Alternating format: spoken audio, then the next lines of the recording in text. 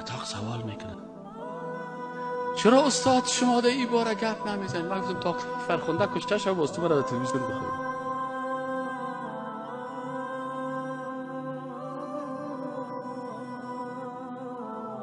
تو خود رقاصه تربیه میکنی،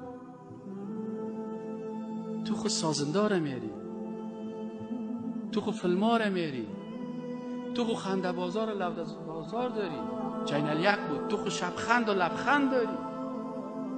کدام روز آمدی برای من گفته که بیا استاد امینجا مفت بیا، پیسه هم نمیتیمد، 1.5 ساعت برات برنامه میتیم، تو 1.5 ساعت خود برای من برنامه میتیم، تا چه وقت خون ما بریزه باز تو بخیزی دفاتی های ما را خبر کنی.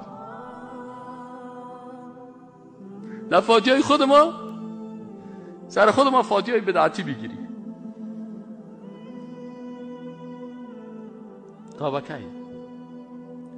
بکی بمریم با سر مرده ما شما تجارت بکنیم. مرا وقت دادی که من گپ نزدم و یک جمعه از شهادت از این دختر شد. لا اله الا الله. برای بیدین، برای کمونیست، برای مرتد، برای یهودی، برای نصرانی و دشمن اسلام و هر کس وقت میتی. یک روز برای من یک زنگ نامد که استاد بیاد این باره این فرخنده خدا می تلویزیون یک 5 دقیقه گپ بزن.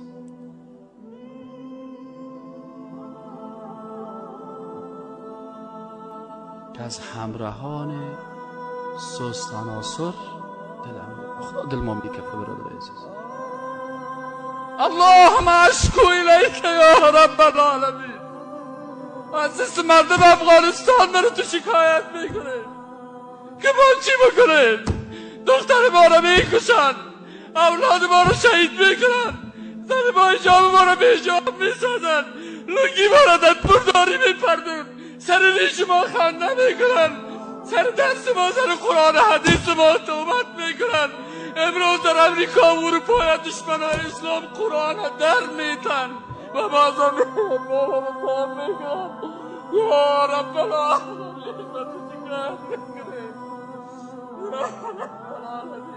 20 سال از دل ما کفید.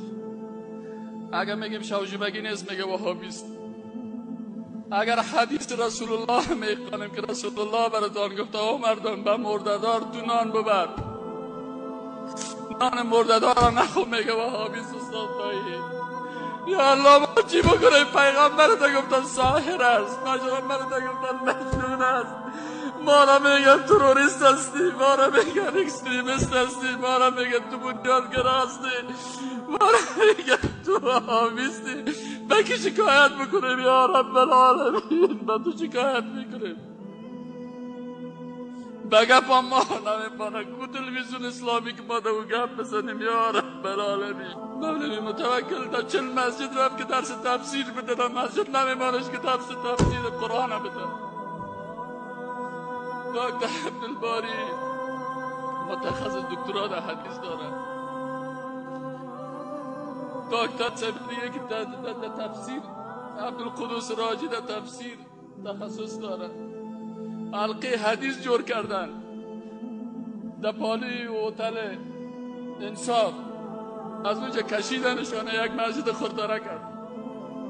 به درس تفسیر نمیمانید، به درس حدیث نمیمانید، در مسجد نمیمانید. در یک مسجد رفتم 1-2 ماه نماز جمعه میدادم، گفتن این ملا دا سیاست گپ میزنن. لا اله الا الله چی معنای الله؟ کسی که ذات شهادت میشه و قانونش تطبیق میشه. تطبیق قانون سیاست است. کلمه ما میگه که باید در سیاست گپ بزنی، میگه تو به خاطر که ملا دا سیاست گپ میزنی باید در مسجد نباشی. من 20 سال کشور کابل هستم، در مسجد امامت کردن نمیتونم. چرا؟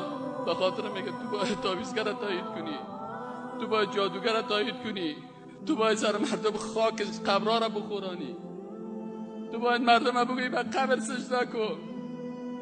اونو وقت باز تو را ما تایید میکنیم. خیلی چی کنیم دیگه؟ درس هم خواندیم، والله بلا شب روز ما در خواندن اسلام است. یا الله تو شاهد هستی که ما 24 ساعت از قرآن از سنت از این را میخوانیم. خیلی دیگه چی بکنیم؟ هم میکشن ما را، هم چهار دختر ما را با حجاب به حجاب میسازن، هم ما را از بالا پایین میبردن، هم پس خود ما را متهم میکنن و سر ما توبت میکنن و هم ما را بگت زدن نمیمونن. که ما بگم مانده که ما گرد نزدیم.